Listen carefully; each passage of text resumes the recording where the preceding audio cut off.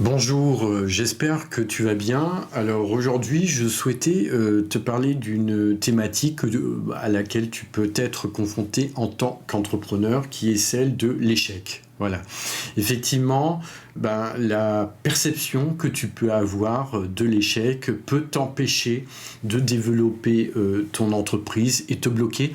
Et donc, du coup, dans cette vidéo, je souhaitais t'expliquer un petit peu d'où vient cette perception de l'échec et quels sont les 5 éléments qui peuvent te permettre de pouvoir changer la perception que tu as de cette notion d'échec. Voilà. Alors, premièrement, pourquoi on a peur d'échouer ? Je pense que tout simplement, ça dépend déjà de son environnement, de son environnement social et culturel, dans le cadre duquel on a grandi, on a été éduqué. Et effectivement, selon cet environnement, on n'a peut-être pas été armé, on n'a pas obtenu des outils afin de construire une bonne image de soi et une bonne estime de soi. Voilà.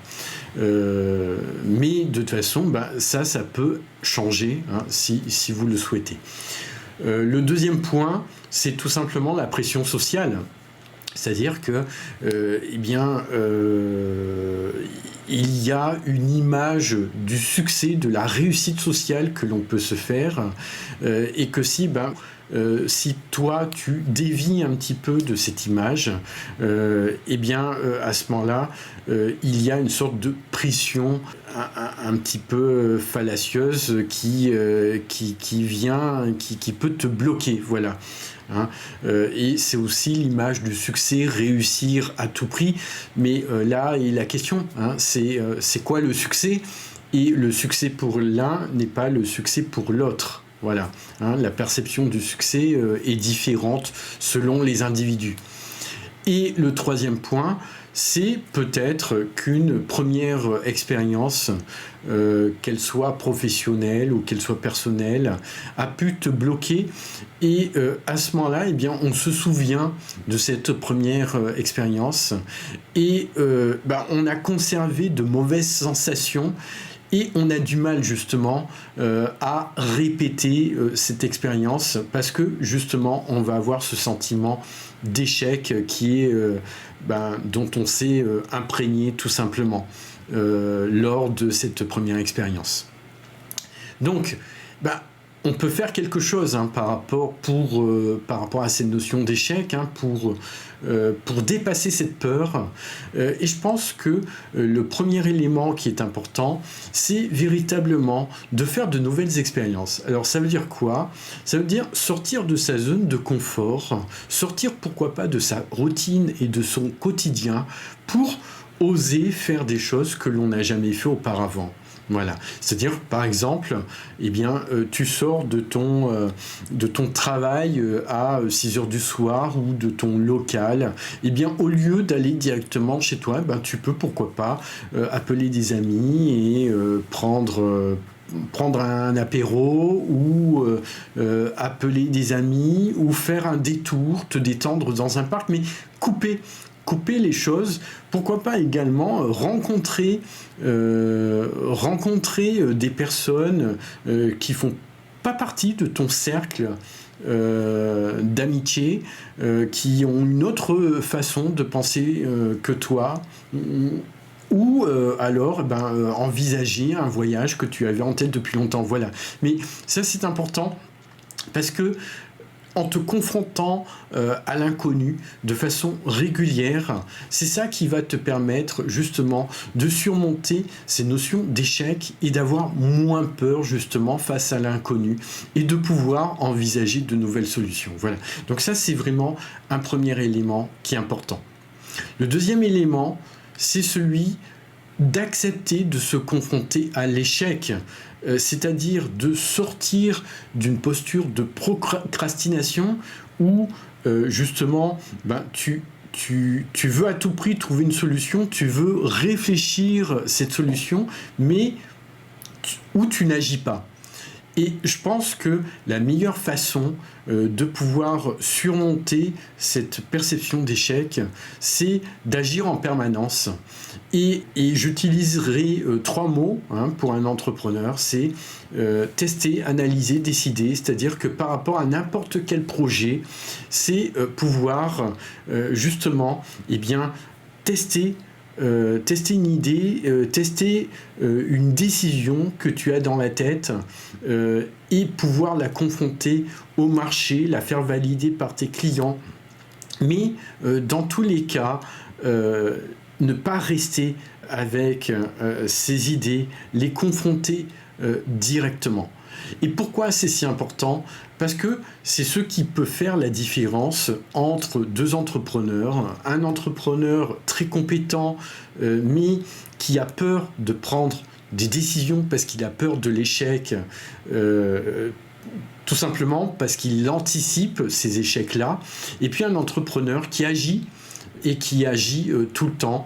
Et donc du coup, peut-être qu'il pourra en savoir moins que le premier entrepreneur, mais étant donné qu'il agit, il va appliquer tout ce qu'il sait. Alors le 3e élément qui te permet de surmonter ces notions d'échec, c'est celui de sortir du radar social et de la comparaison. Ça veut dire quoi ?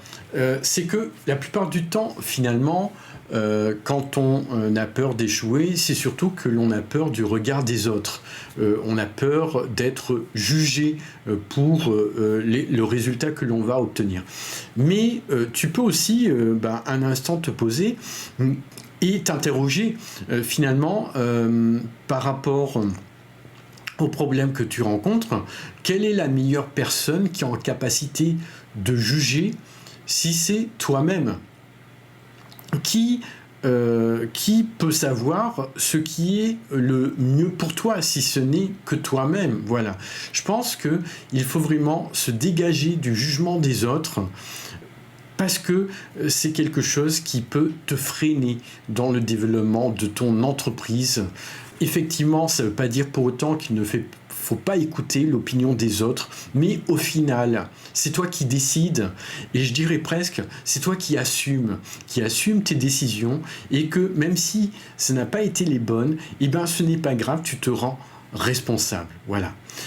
Alors, le 2e point, c'est la comparaison. Effectivement, finalement, que ce soit dans la vie professionnelle ou même dans la vie personnelle, on a toujours cette tentation de se comparer aux autres, de se dire « Ah, mais lui, il fait mieux que moi, il a plus que moi. » Voilà. Mais ce qu'il y a, c'est que je pense que chacun a son chemin et que on ne peut pas suivre le chemin de quelqu'un d'autre, tout simplement. Et que du coup, ça ne sert à rien d'imiter quelqu'un parce que tu ne sais pas d'où il vient, sa culture. Et finalement, si tu imites un entrepreneur par rapport à son offre, sa façon de formuler son offre, c'est comme un iceberg. C'est-à-dire que finalement, tu ne vois que la partie qui est immergée, mais tu ne vois pas la partie qui est cachée. Voilà.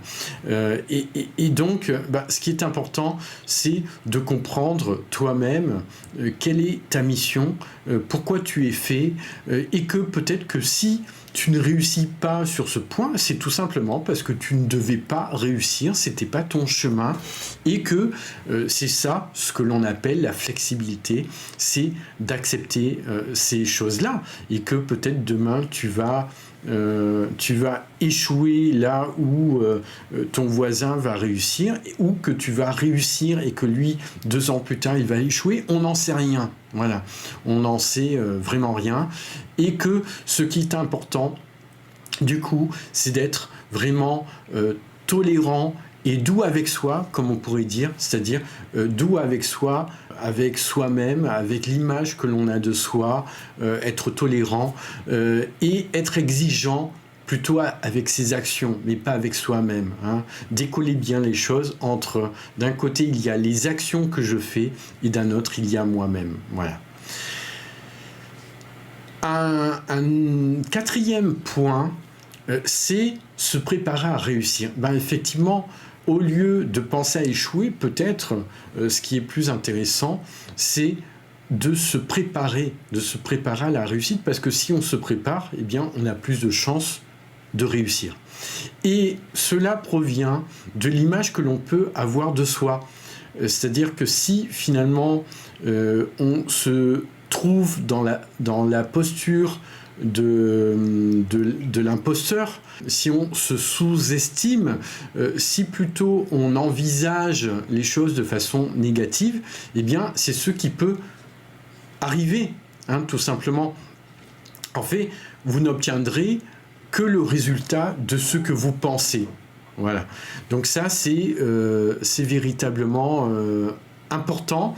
Et donc, se préparer à réussir, c'est visualiser ses réussites et se demander tout le temps, eh bien, au lieu de se dire comment je peux échouer, c'est plutôt comment je peux réussir et qu'est-ce que je dois faire justement pour réussir. Voilà. Quelles sont les solutions que je devrais mettre en place. Donc on voit que c'est véritablement un changement de posture qui est envisagé pour pouvoir surmonter cette perception d'échec que l'on peut tous avoir en tant qu'entrepreneur. Le cinquième point, c'est la façon dont vous vous donnez des objectifs. Effectivement, c'est déjà très bien de se donner des objectifs en tant qu'entrepreneur, mais ça ne suffit pas. Ça veut dire quoi? C'est-à-dire qu'il faut vraiment clarifier ce que vous voulez vraiment. Et qu'un objectif qui est flou, qui est mal défini, eh bien, il aura peu de chances d'être atteint. Voilà. Donc, ça, c'est vraiment important.